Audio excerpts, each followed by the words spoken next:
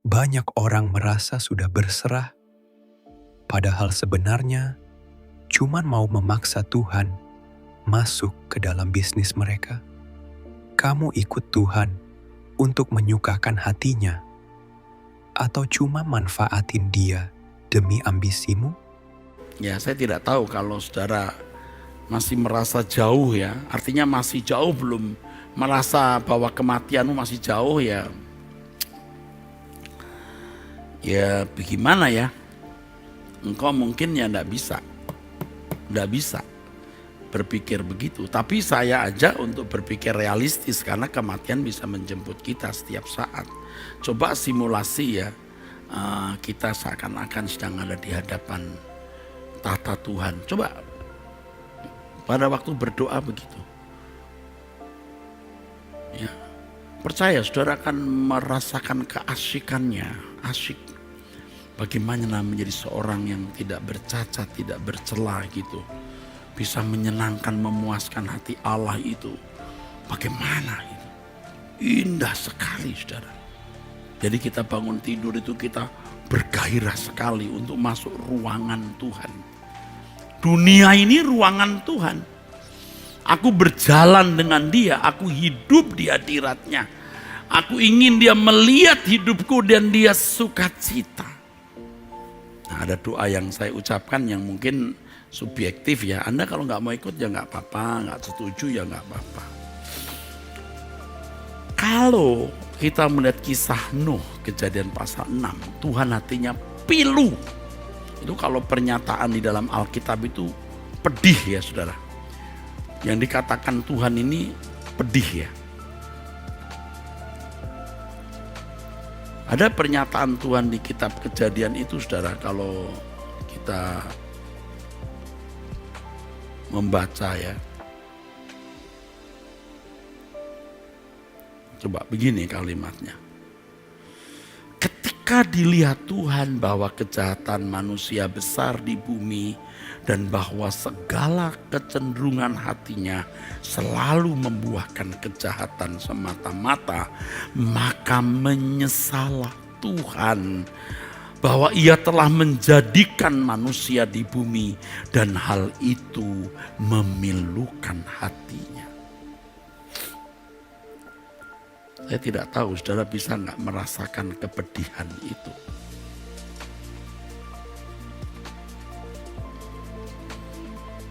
Tetapi dilahirkan Nuh. Kejadian pasal 5 saudaraku sekalian. Dan Nuh itu disebut sebagai anak penghiburan. Saya memahaminya bahwa Nuh bukan hanya menghibur manusia tapi juga menghibur hati Tuhan. Justru Nuh tidak memberi penghiburan kepada hampir semua orang karena ketika dia memberitakan berita akan adanya air bah dan itu mengganggu ketenangan manusia. Dan ketika Nuh mengajak mereka masuk proyek yang tidak masuk akal, itu mengganggu ketenangan orang-orang. Tapi Nuh menjadi anak penghiburan bagi Allah.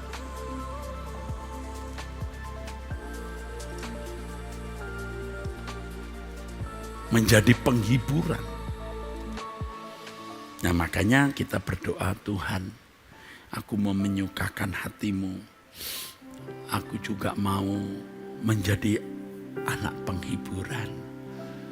Dari sekian juta miliar manusia, dari sekian juta, puluh juta, ratus juta, miliar, engkau menemukan orang yang bisa menghibur hatimu.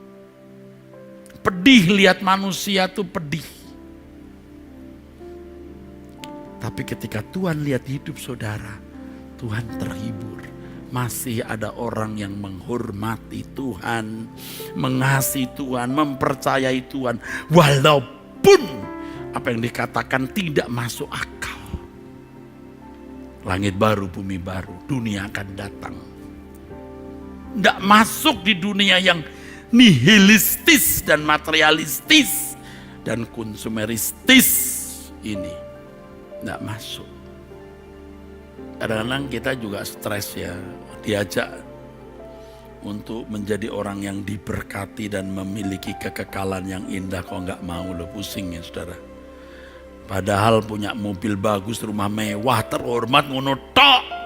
Gitu doang loh, kok nggak mau loh pusingnya. Tapi karena sudah terlalu rusak manusia, nggak bisa diajak mikir.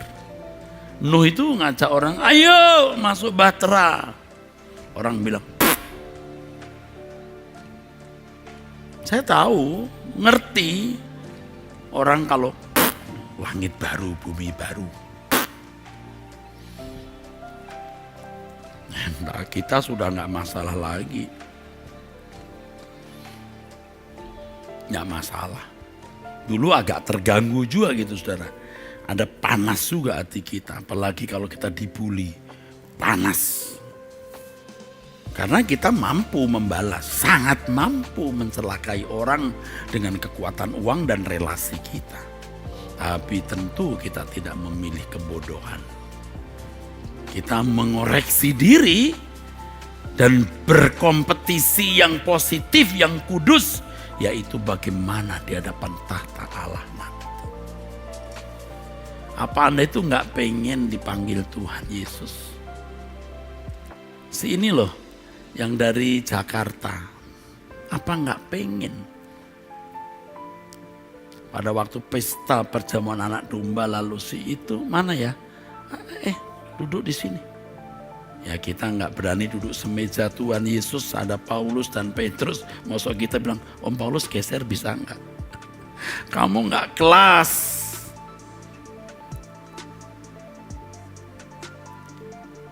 Tolong Om Polikarpus. Wah itu tokoh-tokoh dulu hebat-hebat dibakar oleh tentara Roma juga memuji Tuhan, saudara. Itu kelasnya luar biasa. Tapi juga saya harus mengatakan hari ini tidak ada aniaya. Tapi kalau kita bisa tidak mencintai dunia, tidak kalah dahsyatnya dengan mereka yang mempertaruhkan leher mereka atas pedang kekaisaran Roma atau alkujo Roma. Nah kita tidak beranilah duduk semeja, mungkin di situ ada Petrus, Yohanes, tapi kita dekat-dekat situlah.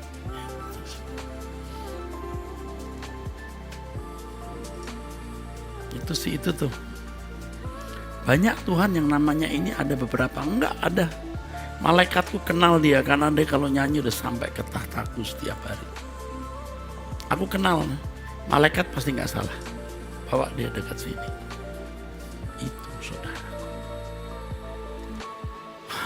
Dan itu bukan fantasi, bukan mimpi. Itu pasti terjadi. Ya kalau tidak persis seperti yang saya kemukakan itu sebuah pesta, sebuah kemuliaan kerajaan. Itu luar biasa. Makanya kalau saya lihat ada film atau di TV gambar kerajaan lalu ornamen kerajaan yang begitu megah mewah.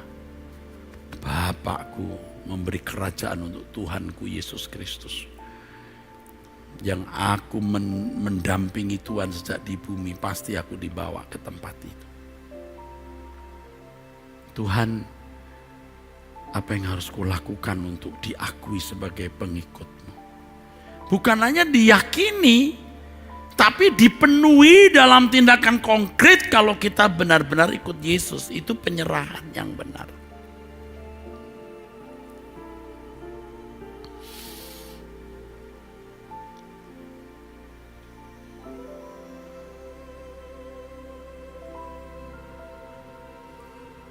Jangan sampai kita kehilangan kesempatan, saudaraku. Ya. Waktu kita baru menjadi Kristen, kita pasrah dengan kualitas dan level kepasrahan yang belum matang. Tuhan itu ngerti, terima. Tuhan aku pasrah, memasrahkan masalah. Tuhan aku pasrah, Tuhan. Maksudnya kalau aku menyerahkan masalah ini kepadamu, Engkau tolong ya Tuhan, aku tidak kedukun loh. Ya, jadi Tuhan tolong. Nah, dengan kepasrahan dan penyerahan yang belum dewasa. Tapi setelah kita makin dewasa, apalagi umur kita makin meninggi, Ya harus kepasrahan yang benar. Nah ini yang sekarang saya sedang bagikan, saudara. Makanya kalau kita mendengar ya saudaraku, orang-orang tuh diajari ikut Tuhan hanya karena mau klaim janjinya. Walah, apa sih hak kita? Memberi persembahan bisa dilipat gandakan. Waduh, kok mancing begitu loh. Kayak orang mancing. Itu memperbodoh.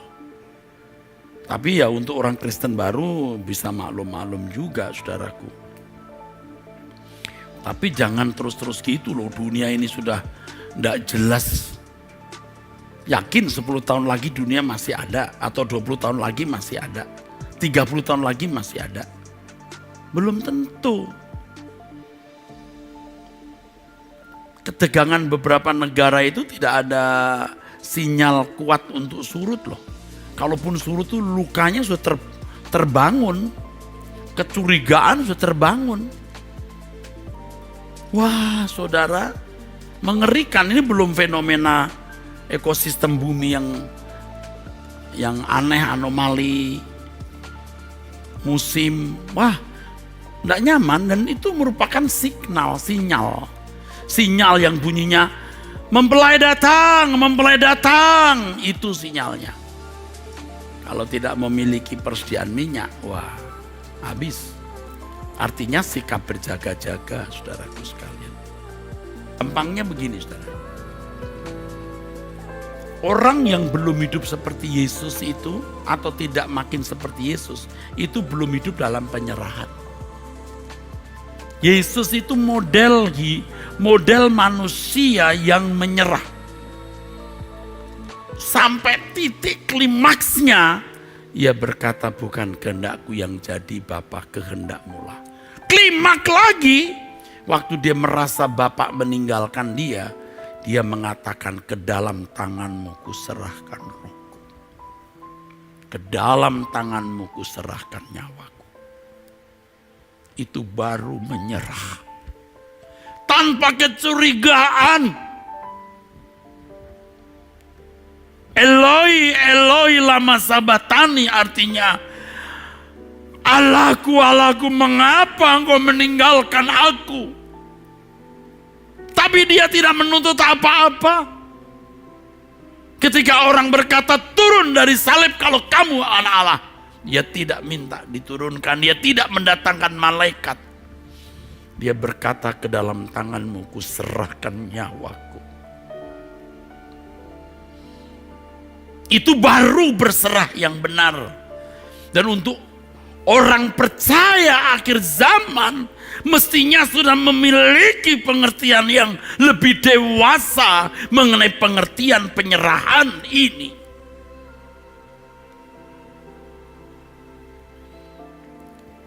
Ada seorang ibu yang baru berdialog dengan saya kemarin.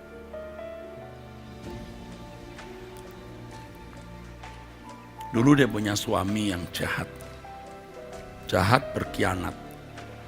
Ya, nasihat-nasihat yang didengar adalah, sabar bu, berdoa, minta Tuhan pulihkan. Saya nasihati dia begini, lupakan dia. Anggap dia tidak ada. Ikut aku cari Tuhan. Jangan harap. Memang hari ini suaminya juga masih gak jelas hilang kemana dan memang hidupnya gak benar. Panjang ceritanya. Tapi suami ini memaksa cerai dengan cara apapun. Dan wanita ini lemah, tidak punya siapa-siapa. Ya udah cerai, terserah. Mau pertahankan bagaimana? Kadang-kadang maju tak gentar membela yang bayar. Yang punya uang, yang kuat, yang menang. Enggak apa-apa, mengalah. Wis, kita pulang ke surga. Maka dia berkata, Pak, kalau saya tidak dengar Bapak, saya tidak tahu. Bagus. Sekarang menyerah kepada Tuhan, bukan hanya masalahmu, tapi hidupmu. Saya kira banyak kok ibu-ibu wanita yang hidupnya hancur. Bapak-bapak yang hidupnya hancur. Anak-anak muda yang tidak jelas masa depan dan hidupmu. serahkan dirimu. Serahkan dirimu bukan karena kau punya masalah dan minta ditolong Tuhan. Serahkan hidupmu bukan karena kamu mau mendapatkan keuntungan materi dunia. Tapi serahkan hidupmu untuk menyenangkan hati Allah. Untuk melayani Tuhan. Untuk menemukan Dia dalam hidupmu karena Dia value, Dia nilai hidupmu. Engkau memiliki Dia, engkau memiliki kemuliaan, engkau memiliki kehormatan.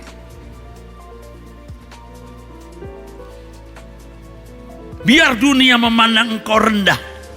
Engkau tidak berpenampilan menarik, engkau tidak cantik, engkau tidak ganteng. Engkau bukan orang yang berkedudukan tinggi atau memiliki pangkat gelar. Engkau bukan orang kaya, engkau menjadi orang yang terbuang, engkau marginal atau kelompok orang outcast. Tetapi Tuhan memandang engkau berharga dan bernilai. Itu yang penting. Dan engkau menjadi bernilai bukan untuk sementara waktu. Sementara di bumi ini, engkau menjadi bernilai di kekekalan.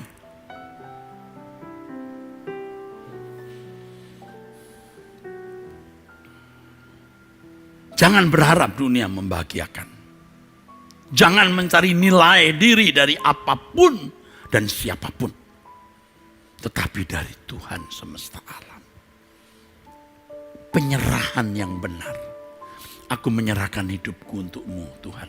Aku menyerahkan hidupku kepadamu Bapa. Supaya kau jadikan aku sesuai keinginanmu. Jadikan aku hambamu, budakmu. Jadikan aku apapun yang engkau ingini aku menjadi. Aku bukan hanya bersedia. Aku sukacita. Dan itu kerinduanku. Saudara sudah mendengar firman seperti ini. Kalau saudara tidak mau menurutinya, Anda pasti menyesal.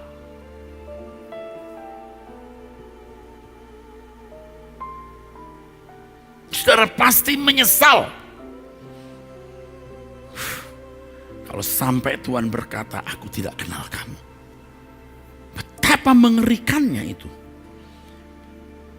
Anda terpisah dari Bapa. Tidak ada tempat yang nyaman untuk Anda. Anda sekarang tinggal di dunia saja, tidak mau di lingkungan kumuh, banyak copet, banyak maling, banyak begal, banyak rampok. Banyak orang jahat, nggak pengen kan? Wah, di sini nggak aman Pak, pindah. Anda masuk neraka, Anda ketemu orang paling jahat di dunia, orang rampok, penjahat, ngeri. Mau di situ, please. Kalau saudara tidak mau bertobat, ngeri. Maka akhiri jalan hidup kewajaran anak dunia, ya. Berbalik kepada Tuhan dalam anugerah yang Tuhan masih berikan. Tuhan masih berikan hidup dalam jalan anak Allah. Hidup sebagai anak-anak Allah. Seperti yang Yesus jalani. Dengan rela hati aku jalani. Ayo kita kerja keras saudaraku. Ayo kita kerja keras. Sebab jerih lelah kita dalam Tuhan tidak sia-sia saudaraku. Simulasi ya. Kita ada di hadapan Bapa. Masih ada dosa enggak yang kita lakukan? Masih ada kesenangan atau hobi-hobi apa yang Tuhan tidak senang ada di situ ketika kita melakukannya. Jangan menyakiti hati Tuhan.